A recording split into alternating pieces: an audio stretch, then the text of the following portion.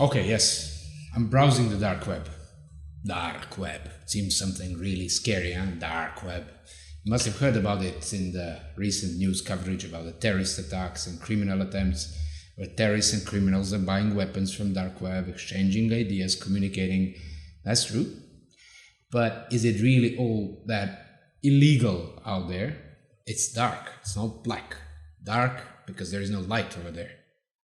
If there is no light, you can't see who's out there. You can't see what they're working on. But that doesn't necessarily mean all people are illegal there or all activities over there are illegal.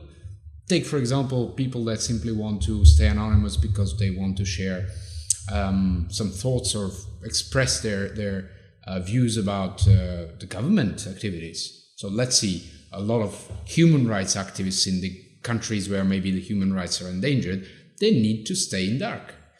Let's think about whistleblowers. So we want to have people that can actually leak some troublesome stories. We want to protect them. They need to be anonymous. They need to stay in dark. Well, think about the sensitive business. It doesn't necessarily have to be illegal. Think about the affairs. Okay, the affairs can maybe sometimes be illegal. But come on, all of us, at least sometimes, want to stay a little bit in the dark. Okay, but let's face it. The dark web has a lot in it that's bad, even ugly. So take, for example, the criminals. They use dark web for drug dealing, to buy weapons or sell weapons. They use even for hitman services. Terrorists, there are a lot of links from the recent events that terrorists actually bought the weapons on dark web. There are also a lot of links that terrorists use some of the dark web platforms to communicate anonymously. That's true. And there are even much worse things, and I would say ugly ones, like child abuse photos and videos, like illegal medical research. There are a lot of bad and ugly things.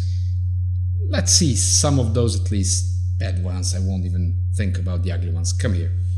Worry not, I'm not buying anything. I'm just browsing to showcase what's there. So you can see there are a lot of different offers. And for instance, we can buy 1 gram of heroin, which is shipped from the US. If we go to see the details, we can see the price, which is in US dollars, as well as in bitcoins, which is the cryptocurrency.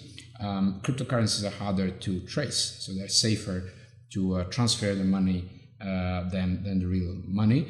This is shipped from the United States. Now we can go back and see, for instance, the credit cards. There's quite a big market of credit cards. You can decide or buy any of those. Again, the prices are in USDs and in bitcoins shipped from all over the world. If we go further, we can look at the ID cards. So you can buy forged passports or ID cards and so on, the same model. If we go further, we can even find some of the weapons. The prices are quite high, especially all are purchased in bitcoins. But you can also find that, and if you go to some of the details, for instance, we got hacked. Yeah. Let me see.